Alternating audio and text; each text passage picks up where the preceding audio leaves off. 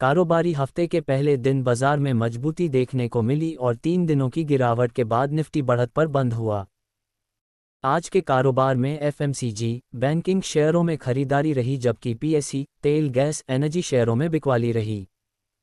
वहीं metal, realty index गिरावट पर बंद हुआ।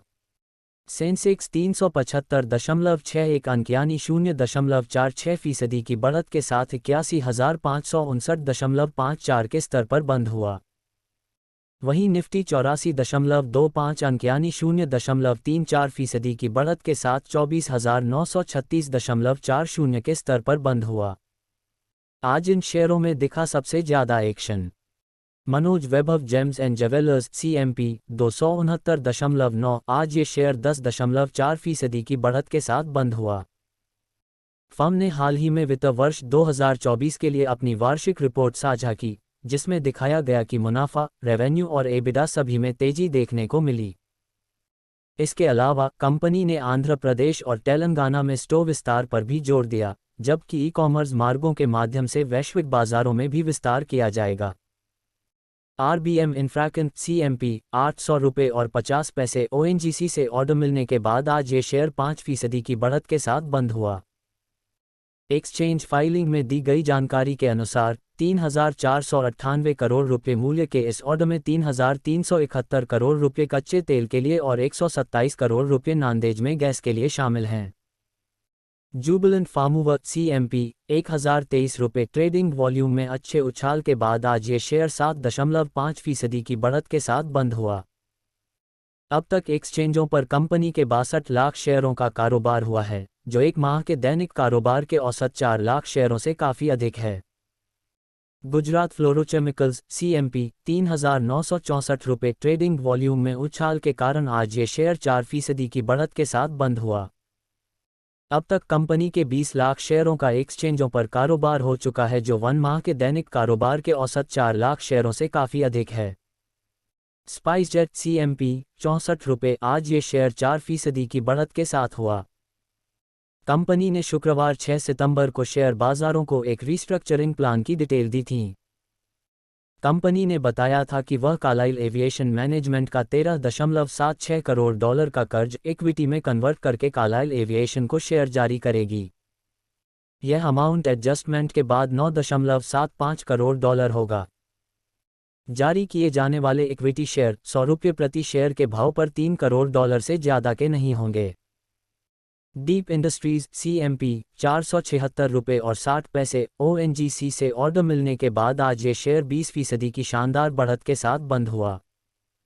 दरअसल कंपनी को oil and natural gas corporation ONGC से 1,402 करोड़ रुपये का ऑर्डर मिला है। ये कॉन्ट्रैक्ट ONGC की राजमंड्री संपत्ति के परिपक्व क्षेत्रों में उत्पादन वृद्धि संचालन के लिए है और इसकी अवधि 15 वर्ष है। ये कंपनी को अब तक मिली सबसे बड़ी परियोजना है, जो इसकी मौजूदा ऑर्डर बुक से दोगुनी से भी अधिक है। 30 जून 2024 तक कंपनी की ऑर्डर बुक 1,246 करोड़ रुपये थी। जुपिटर वैगन्स CMP 508 रुपये और 70 पैसे नेशनल स्टॉक एक्सचेंज NSE पर यह शेयर लगातार तीसरे सत्र में गिर गया और 7% गिरकर 507.45 रुपये के निचले स्तर पर बंद हुआ। भारी मात्रा में कारोबार और मुनाफा वसूली के कारण शेयर में गिरावट आ रही है। VST इंडस्ट्रीज CMP 440 रुपये। VST इंडस्ट्रीज के शेयरों में आज 9 सितंबर को तगड़ी मुनाफा वसूली देखने को मिली। इसके चलते कंपनी के शेयर कारोबार के दौरान करीब 8% तक लुढ़क गए। इससे एक दिन पहले कंपनी के शेयरों में 18% की भारी तेजी देखने को मिली थी। ये तेजी उसके बोनस इश्यू के रिकॉर्ड डेट वाले दिन आई थी। VST इंडस्ट्रीज अपने शेयरधारकों को 10:1 के अनुपात में बोनस शेयर जारी करने वाली है। इसके लिए 6 सितंबर को रिकॉर्ड डेट था।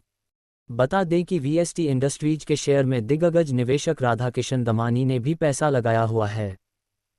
NMDC CMP 208 रुपये और 30 पैसे, आज ये शेयर 1.3% की गिरावट के साथ बंद हुआ।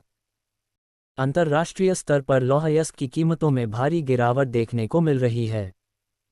आज 9 सितंबर को इसकी कीमत $90 प्रति टन से नीचे गिरकर 22 महीने के निचले स्तर पर पहुंच गई। चीनी डिमांड में लगातार कमजोरी के चलते कीमतों पर असर देखने को मिल रहा है। इसका असर एनएमडीसी जैसे इंडियन आयरन और प्रोड्यूसर के शेयरों में भी दिख रहा है।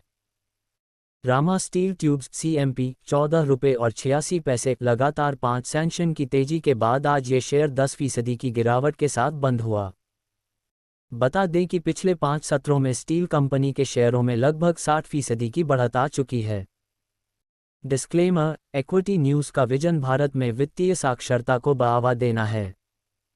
हम जो सामग्री पोस्ट करते हैं वह विशुद्ध रूप से शिक्षा और मनोरंजन के उद्देश्य से है। हम सेबी पंजीकृत वित्तीय सलाहकार नहीं हैं, इसलिए हम कोई निवेश या वित्तीय सलाहकार सेवाएं प्रदान नहीं करते हैं। आप अपने पैसे और अपने फैसलों के लिए पूरी तरह जिम्मेदार होंगे। कृपया अपने वित्तीय निवेश के लिए किसी सेबी पंजीकृत वित्तीय सलाहकार से परामर्श लें।